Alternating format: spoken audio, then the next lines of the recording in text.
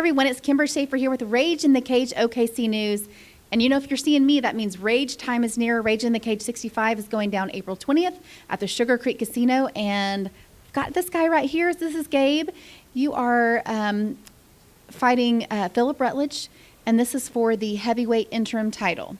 And so you've wanted to fight for this heavyweight title, but our current champion is out with injury. And I know that Kieran and you are, friends outside the cage, and you've had a pretty good relationship up till now. But there have been a few bad words there on Facebook that we might want to address. You want to start there? No disrespect towards him at all. He's a good guy, but I don't know. I didn't really like how he called me a little kid on Facebook. That kind of offends me a little bit. No bad blood. I just want to compete against good competitors, and he's one of them who has the belt right now. And hopefully it'll be mine soon.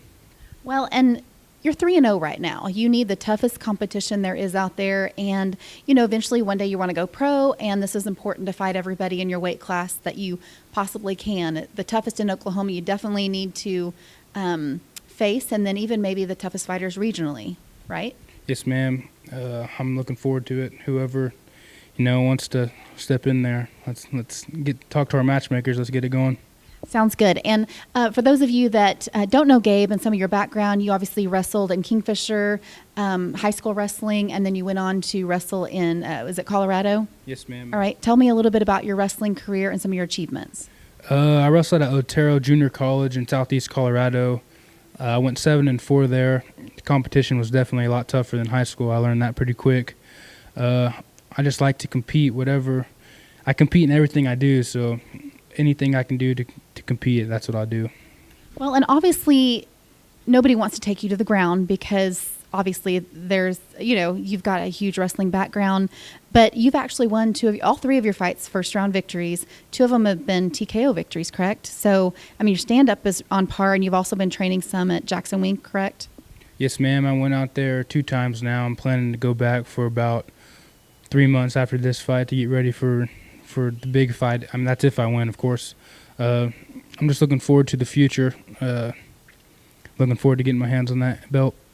All right. Well, let's talk about your specific training for this fight. Philip's fighting style. And do you feel like you train for a specific fighter, or do you just do your thing? I just train hard every day. Of course, I adjust some things depending on the fighter, but I usually just do the same thing over and over, like every day. Of course, I switch up my training, but I just train to make myself better. I don't train for a certain type of fighter. Well, and this is a question. You're an amateur fighter, so it may be a little bit early for me to ask you this, but do you go in with a game plan, or do you just fight your own fight? Well, the thing is about fighting in the cage is you can't have a game plan because it'll never work out that way. So I kind of just go in and it's all instinct. Whatever happens in there, you can't really control. You just kind of flow with it. And having the wrestling background that you do and performing in front of large crowds for so many years, do you, this is going to be your 4th fight. Do you get the jitters or anything before you go in there? Before every fight, before every wrestling match, even if I had beaten this kid 4 times earlier in the year, I throw up before every single fight. I throw up before every single wrestling match. I think being nervous is good. Good. You're able to take that and display it in a way, and obviously it's taken you to where you are now. Yes, ma'am, it has.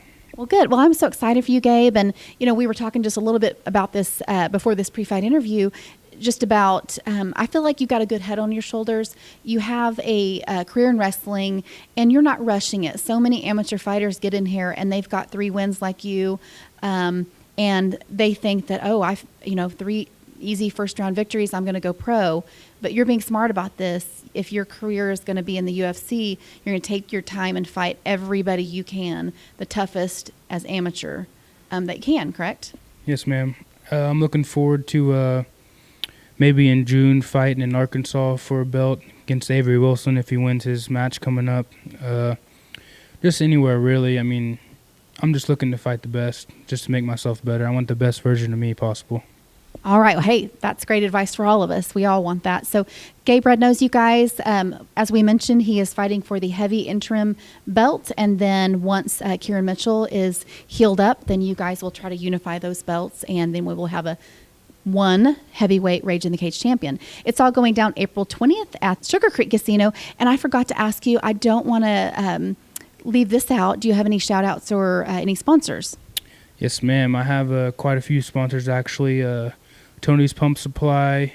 I have Black and Gold Nutrition. I have Hydrodil, the Hitchin Post. I have a lot of sponsors. So KW Pressure Washing.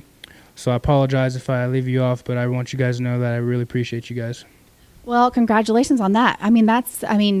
Most pros out there don't have that support system. And so congratulations on that. Again, April 20th at the Sugar Creek Casino. You can get tickets from this guy, Gabe Rednose, or any other fighter on the card. But I will mention that even today, as you guys are checking out tickets, it's pretty limited. Is that what I'm finding out?